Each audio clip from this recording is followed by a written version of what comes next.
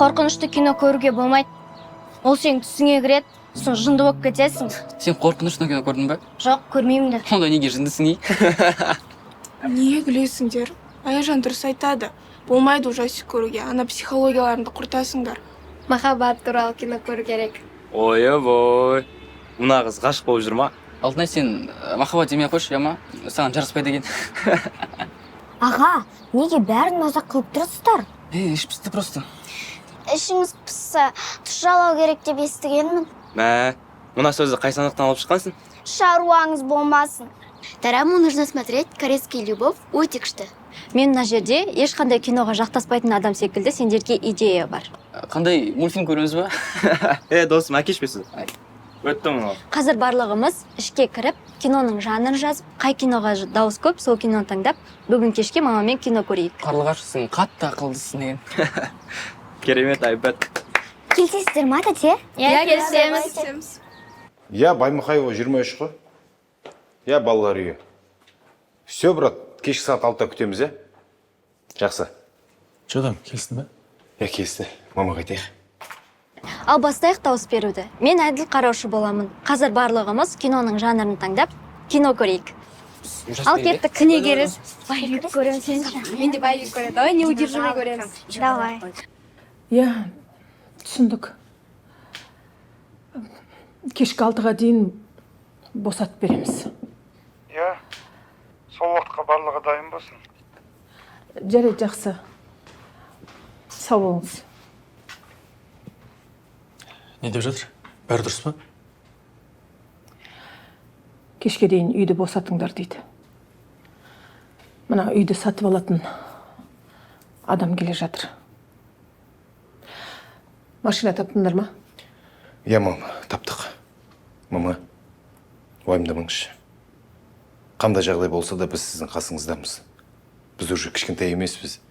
Сізге қорған боламыз. Жандарым сол. Мен сендерге сенем. Балаларға айтпай жүредім. Бүгін айтуға тура келеді. Балалардың бәрін актовый залға жинаңдар. Өзім бәрін айтып түсіндірейін. Жарайды, мам. Қазір балаларды алып келеміз.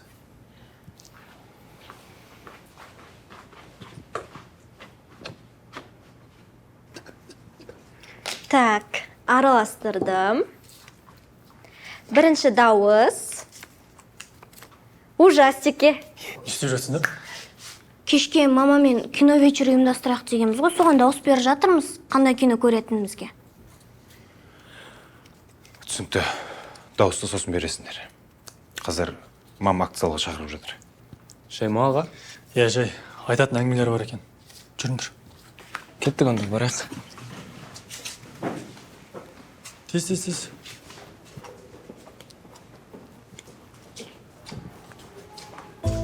Не үшін жинап жатыр екен, мама? Не так просто. Бір маңызды бір бәле айтатын сияқты. Мамаға кино жайында айтуды ұмытпайық. Иә, бірінші әңгімесін тыңдалайық. Не айтады екен қызық, андай біртүрлі чувство болып тұр. Бірдеңе сезіп тұрған сияқты. Сен туалетке барғың келіп тұрған ол ойымға жоқ болса. Қойыңдарша. Мама, не болып қалды? Кіре беріңдер, балалар. Отырыңдар. Тез кіріңдер. Есік жап. Отыр. Қалайсыңдар, балалар? Жақсы, мама. Өзіңіз қалайсыз? Мен сендерді жай жинамадым. Сендерге бұны айту маған оңай болып тұрған жоқ. Мама, не болды? Ауырып тұрған жоқсыз ба? Жоқ. Бүгін біз үйімізді босату керекпіз. Барлықтарың бөлмелеріңе барып, заттарыңды жинастырыңдар. Біздің үйді сатып алатын аға келеді. Ал бізге машина келеді. Мама, сонда біз қайда барамыз? Бізде осы үй мен сізде басқа жер жоқ қой? Ол жағын алаңдамаңдар. Бәріміз бірге қоныстайтын орын дайындап қойдым. Бүгін ужастик дегенде қорқынышты кино көретін сияқтымыз ғой. Анаға көрші. Шын ғой енді. Болды. Мен барып басқа балаларға ескертейін. сендер заттарыңды жинастыра беріңдер.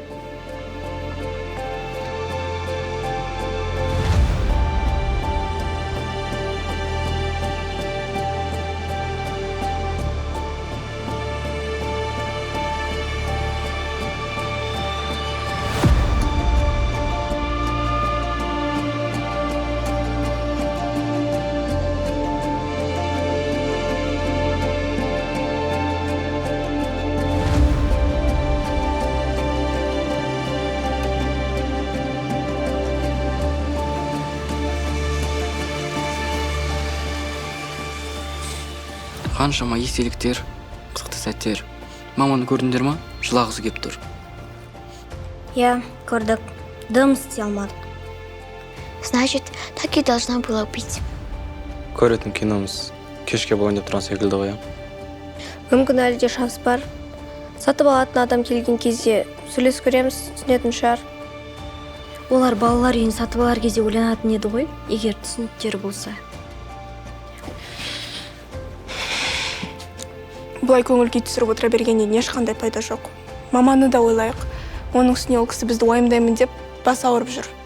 Дұрыс айтасың, хоть осындай кезде көңілімізді көтеріп, мамаға қолдау көрсетейік. Ағаларым, тәтелерім, не болса да мен сіздерді қатты жақсы көремін. Келіңдер қыздар. Настроение алған түсірмендер. Жақсы болды.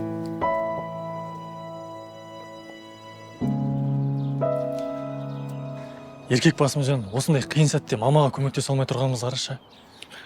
Айтпашы досым, менде де тура осындай сезім. Неужели бір вариант жоқ үйді алып қалады?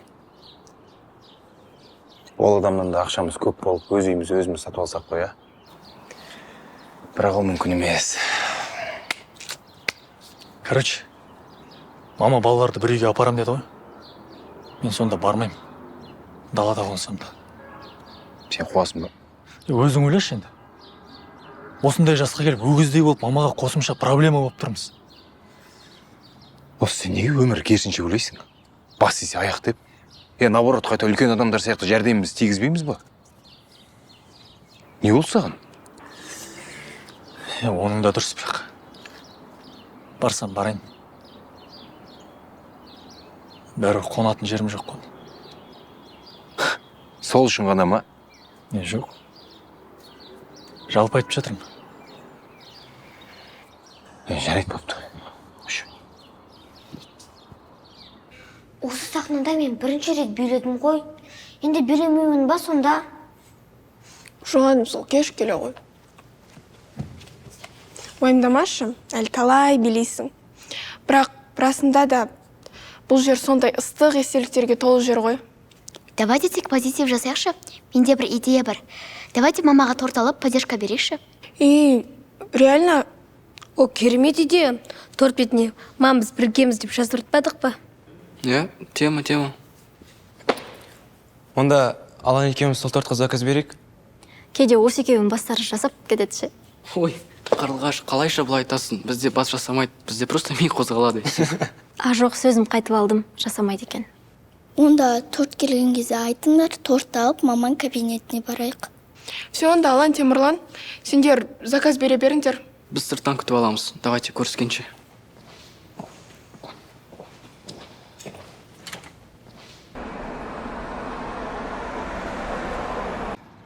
Досым, ана шеф дейма, в общем, сатып алатын адаммен екеуін сөйлесейік те еркекше. Ондай адамдар сенің әңгімені тыңдай қоймайды. Лучше керек емес. Жоқ, ойланшы сен. Саған үй керек емес па не? Қалай ойлайсың? Мен ойлана алмаймын, айтшы өзің. Жоқ әрине. Үйіміз бізге де керек қой. Енді, в чем проблема? Короче, ол бізді бала ретінде тыңдамаса, онда баласына шығуымыз керек. Білмеймін, по-любому баласы бар шығар жалпы. Онда сол Рамазан тауып алу керек енді бізге. Қалай табамыз? Сол жағын дұрыстап ойлану керек. Алан, давай біз әлгі адамның ізінен алып тұратын үйін тауып алайық. Ұсталып қалсақшы. Ұсталмаймыз, ол бізді көрмейді ғой. Біз де оны көрмегенбіз ғой, қалай табамыз? Менде бір ой бар. Да?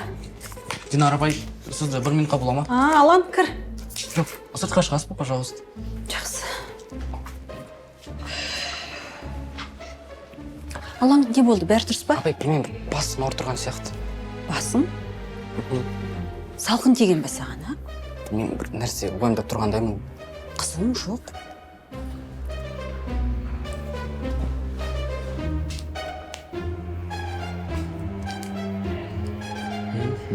Так.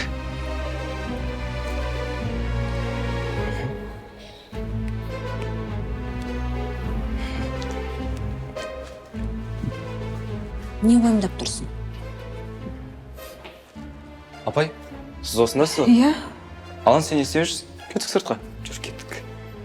Алан, уайымдама, бәрі жақсы болады, иә? Қандай да бір сұрақтарың болса, мен кабинетте боламын. Рахмет. Болды апай, сіз де уайымдамаңыз. Сау болыңыз апай.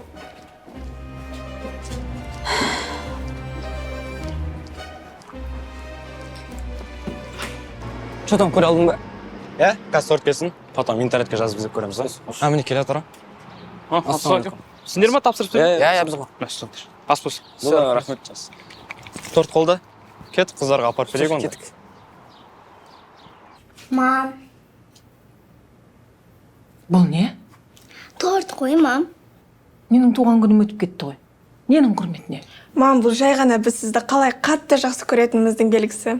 Понимание ғой, сіз сияқты алтын адамға. Мам, білеміз, сіз қалай қиналып жүргеніңізді. Сол себепті сізге осылай қолдау көрсетейін дегенбіз. Мы всегда с вами, мама. Қатты жақсы көреміз. Мен де сендерді жақсы көрем. Мына үйімізде осындай керемет тортпен өзіміз отырып шай ішіп едік па? Иә, сол, үлгеріп қалайық. Жарайды. Сендер бара беріңдер, қазір аттарыңнан жетіп алам. Мама, Динара апай қайда? О кісі шаруалармен шығып кетті. Бара беріңдер.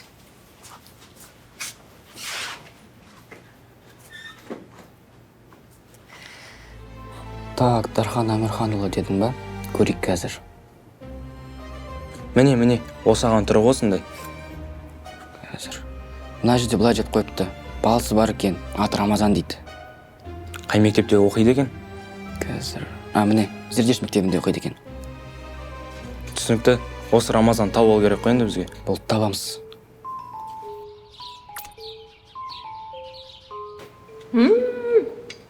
Өте дәмді торт екен, е?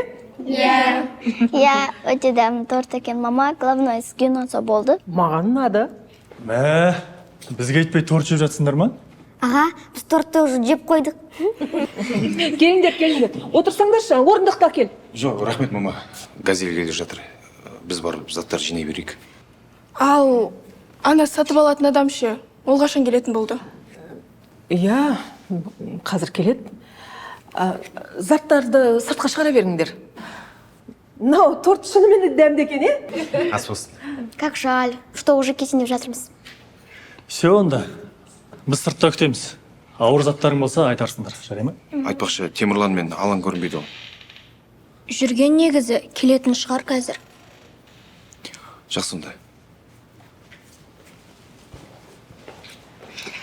Ал, қыздар, жүріңдер, біз де тұрайық.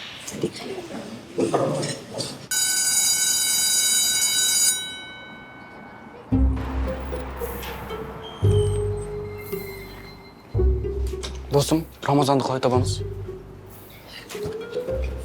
Походу, ұзақ іздемейді секіліміз, а? Рамазан. Салам, брат. Сол. Рамазансың ғой? Иә? Не болды?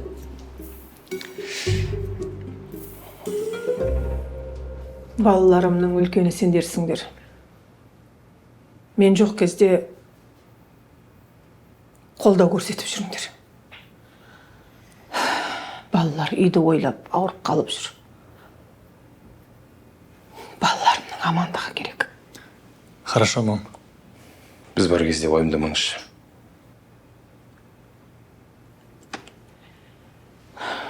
Жақсы жүрейік біз.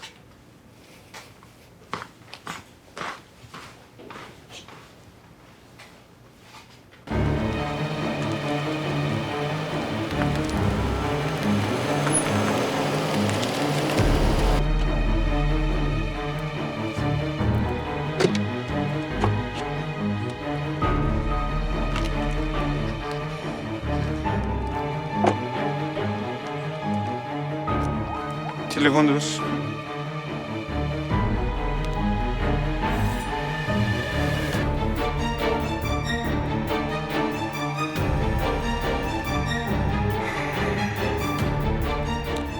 Алло, саламатсыз ба?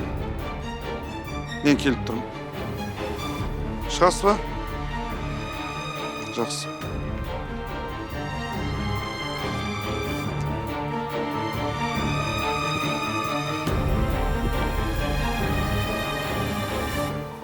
Сәлеметсіз бе? Сәлеметсіз. Ғимаратты босатуға дайынсыздар ма? Иә, қазір машина келсін, шығамыз. Түсінікті.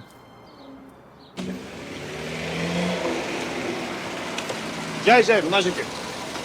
Болды. Мам, машина кел. Үлкен кісімен амандас. Ау, мам. Амандас.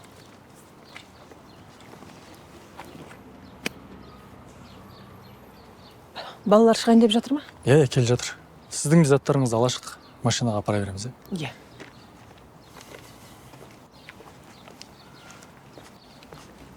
Балаларыңыз тәрбиелі екен. Иә. Бар жақсылықты үйретіп жатырмыз. Дұрыс. Қалған балаларыңыз қайда? Міне, қазір шығады.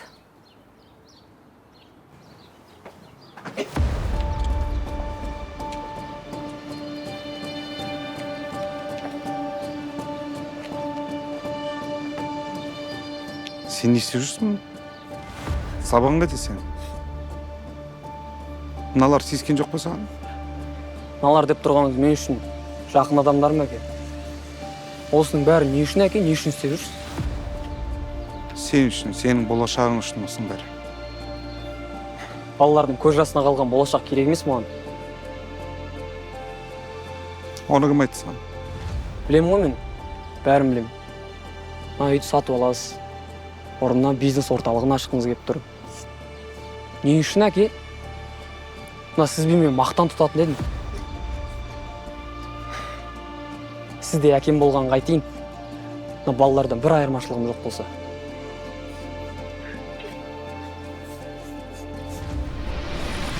Сол сөйтіп сенің папаң үйімізді тартып алайын деп жатыр. Сол енді сенің бізге көмегің керек болып жатыр.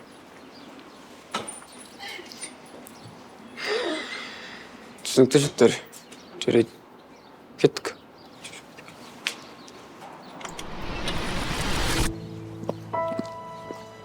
Аға, қараңызшы. Сіз мына үйді сатып алып жатырсыз, иә? Сіз үшін ол оңай нәрсе, жай ғана бір кезекте бизнесіңізге алып жатырсыз ғой, иә? Солай ма? Қой, не деп тұрсың? Мама, тыңдаңызшы. Бұл біздің үйіміз. Біздің балалық шағымызға балта шауып жатырсыз. Мына артында тұрған қыздар балдарды көріп тұрсыз ба? Бұлар менің бауырларым. Мен осы жерге келіп, бұл өмірімде хотя бы бірге керек екенімді түсіндім. Біздің я әкеміз, я шешеміз жоқ. Бары тек мама мен бауырларымыз ғана. Біз ешкімге керек емеспіз. Біз тек бір-бірімізге керекпіз. Мен мұнда мені алғаш жақсы көретін адамдарды таптым. Мен бақыт пен махаббатты осы жерден таптым. Мен мынау жерде ағалар мен тәтелерімді таптым. Ағай, мен осы жерде өзімді алғашқы рет қауіпсіз сезіне алдым ғой. Ағалық мейірім, қамқорлықты таптым. Біз де осы жерден түлеп ұштық. Маманың арқасында болашаққа айқын қарауды үйрендік. Біз осы жерден тәрбиелендік. Адамдармен қалай болуды үйрендік. Бізді адам еткен осы үй.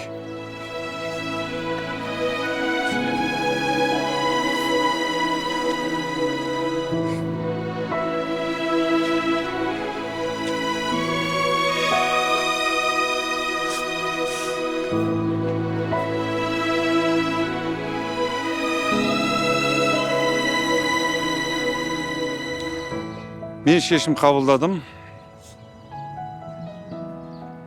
Мына үй сіздерде қалады. Және де бір жақсы жаңалық. Сіздерге бұдан да әдемі үлкен үй салып беруге уәде беремін.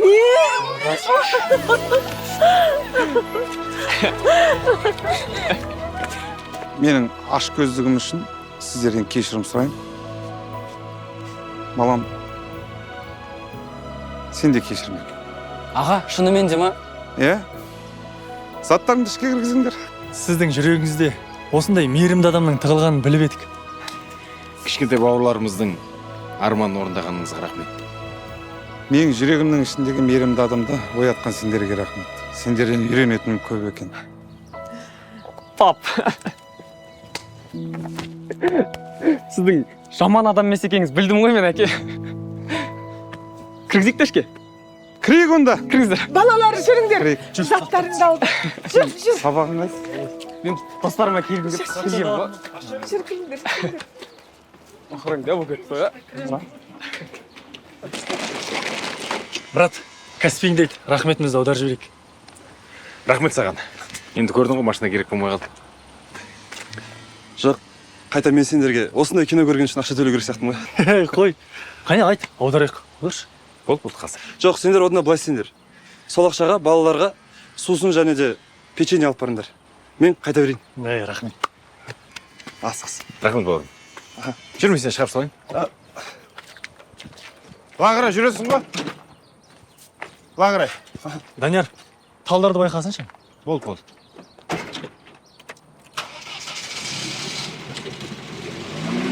Жүр. Солға қарай. Жақсы жүрген, е? Çoğdam, өзіміз отырып шай ішейік болайын деп жатыр ма? Осы сен тамақтан басқа бірдеңені ойлайсың ба? Ішейік те енді. Бүгін керемет жаңалық болып жатыр ғой. Ішсек, жүр кеттік. Водитель бар ғой, ақ көңіл екен. Балаларыңыз бір анадан туғандай бір-біріне ұқсайды екен, және де бауырмашыл екен. Иә, олар сондай. Бауырмашыл, ақылды. Бұның барлығы енді сіздің арқаңыз ғой, сіздің тәрбиеңіз дегендей. Сізге көп рахмет. Балаларға керемет көңіл күй сыйладыңыз. Сізге қалай алғыс айтарымды білмей тұрмын. Бүгінгі күннің үлкен жаңалығы осы болды. Қалай алғыс айтқаныңыз? Бағана торт жейміз демедіңіз бе? Иә, шынымен де. Жүріңіз, торттан ауыз тиейік. Иә, жүріңіз. Иә.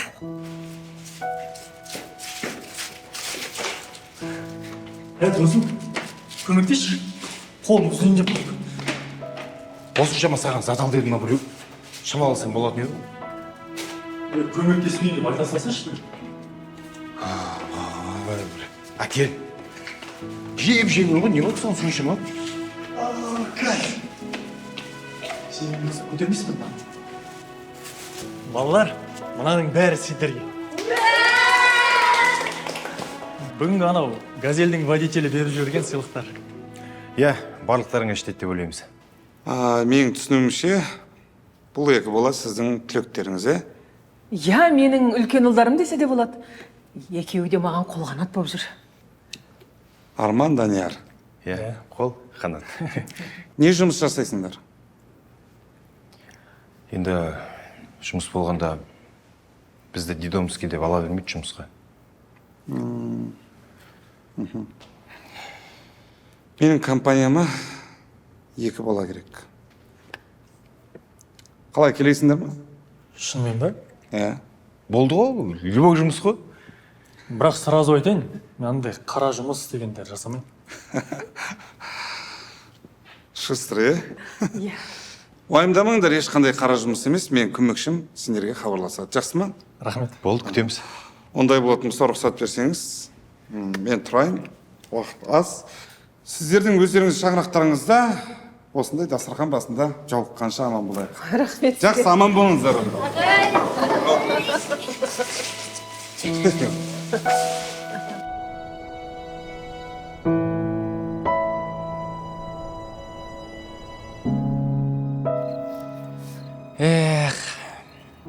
Рамазан, рахмет саған. Сенің арқаңда біз өзіміздің үйімізді аман есін алып қалдық. Ош дедің ма? Үйлерің өздерің еңбектеріңмен бауырмалдылықтарының арқасында қалды ғой діктер. Қой, сен болмасаң үйде қалмайтын еді. Қоймадыңдар ғой, тек. Оқашы рахметтеріңе.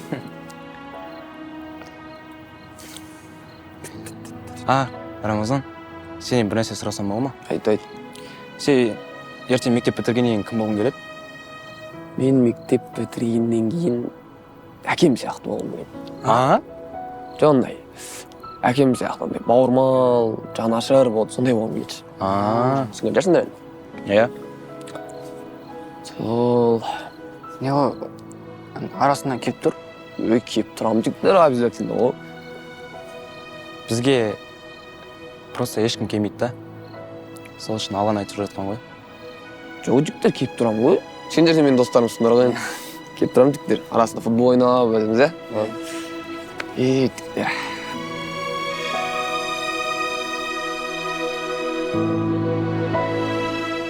Кейіпкерлермен бірге болып, ой бөлісіп, толғансыз сәттерді бірге өткіздік. Алда одан да қызықты оқиғалар бар. Егер де құрметті балалар, бізбен бірге киноға түскілерің келсе, дәл қазір төмендегі нөмірге жаз, кастингке қатыс, жарық синема өнер мектебі сіздерді күтеді. Келесі кездескенше.